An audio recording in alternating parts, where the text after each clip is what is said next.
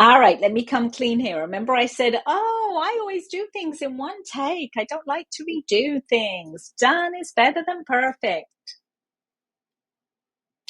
It's my fifth attempt at this, and I'll tell you why. That is the universe telling me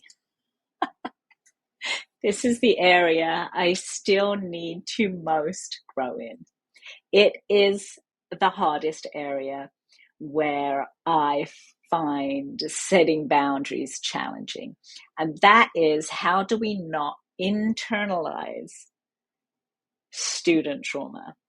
How do we set a boundary with, it's one thing not to bring home, my work bag. But what I bring home is worrying about students and all the things. So I taught in a Title I school for 16 years and did a lot of trauma-informed teaching. We are trained on how to work with students who have trauma, PTSD, anxiety, runners, right? Aggressive behaviors for whatever reason. I had a lot of students who were in foster care, unsafe home situations, homelessness, parents in jail, parents who are drug addicts, born with fetal alcohol syndrome, all the things. So plenty of training on how to deal with them. No training on how do I not internalize that and take that home. That's called vicarious trauma. And if we don't draw a boundary, if we spend every night up worrying about that, we risk getting what's called compassion fatigue, where we are unable to even be compassionate towards children anymore. And that is the last thing we want, right? But that's a sign of burnout. Like, when we can't take care of ourselves because we're so exhausted and drained, how are we going to take care of a kid's needs? We're just going to be resentful. Why is that my job, right? How many times have you said that? Like, we all get, we're in classrooms. Maslow before Bloom. We know this. If we do not take care of children's, physical needs in that hierarchy, not doing it a sixth time, it's going to be hard for them to learn.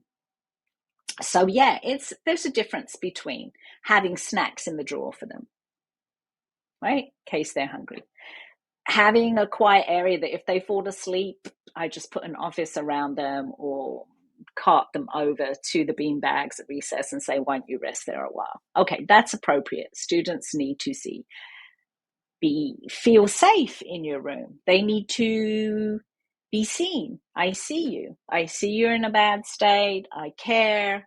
What can I do to help? My vibe that I always like to have in my room is, I see you. You matter. You're safe here. I believe you can succeed. Your success is important to me. All of those things are appropriate. And those are my responsibilities when the child is inside my room, that they feel seen, that they feel supported, that they feel safe, they feel respected. I'm not going to let anyone get bullied, not going to let kids go hungry. If they miss breakfast because they were late, I'm going to make sure that I have a snack for them. All of that is appropriate. What is not appropriate is taking on that mental load of worrying about, were they sleeping tonight? Uh-oh, those clothes are dirty again. I mean, we're mandated reporters. Surely if there is abuse or severe neglect involved, we know what to do about that. But it's the other stuff, just the constantly worrying about them and not internalizing their trauma. I had one student had terrible PTSD, and it was so painful to watch. And yeah, it was triggering to me. I'll be honest, it was triggering to me.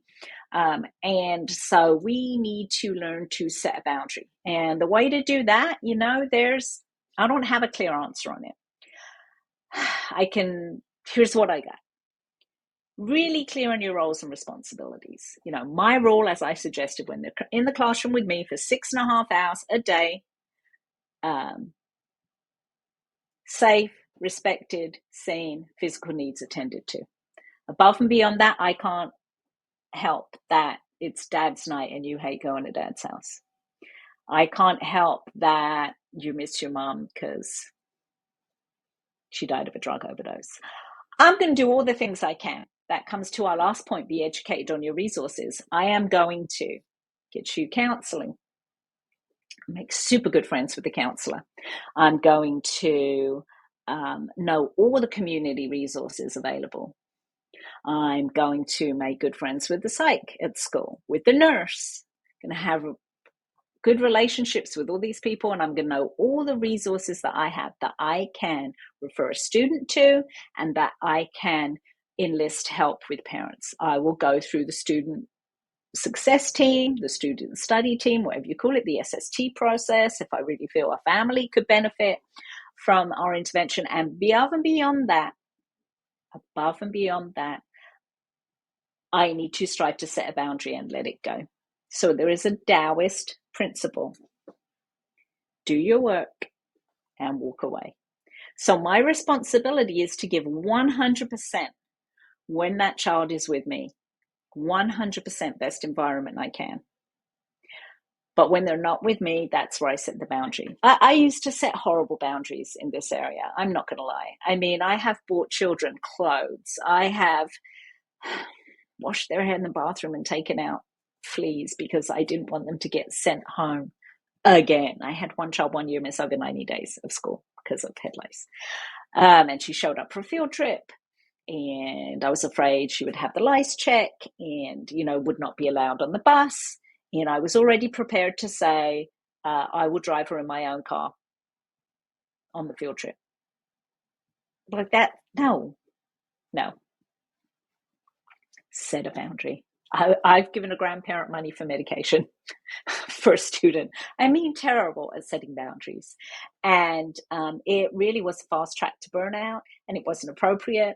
And at the end of the day, it wasn't helpful, even probably less helpful for me, maybe not even helpful for the student. I mean, there have been certainly some wins. I have called CPS several times during my career.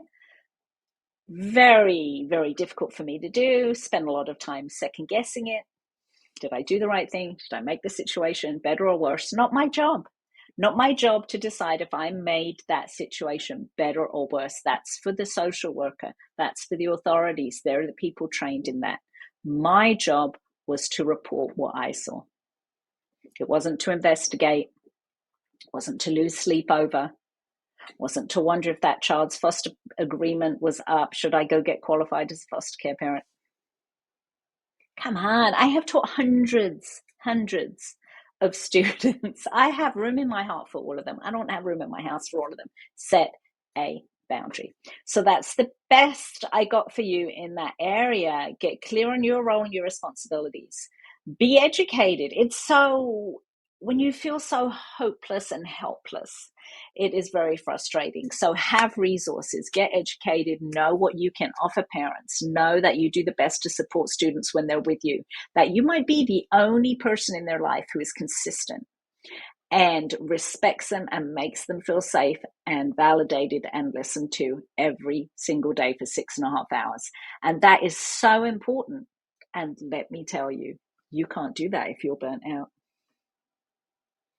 If you're burnt out, worn out, exhausted, overextended, resentful, all the things, you are not bringing your best to yourself, to your students, and that's what they deserve. And in order to bring the best to yourself, to your students, you need to set the boundary. So that's the best I got for that, but it's a real thing. Vicarious trauma. I got to tell you, one of my teaching besties, she lost 2 students last year. One student commits suicide. One died of an illness. We've had another student of ours died in a gang initiation. Yes, we go to funerals for our students. Is that appropriate? Actually, yes, it is. Is that tough? And does that trauma live with us? Yes, it does. So we've got to make a conscientious decision to minimize it. And in the bonus section at the end, I am going to talk a little bit about maybe examining, questioning, inviting you to think about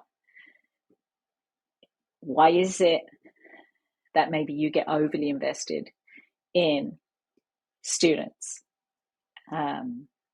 It is a boundary setting issue. Okay, all right, enough on that the sad topic, but it is a struggle. And I will see you in the next video.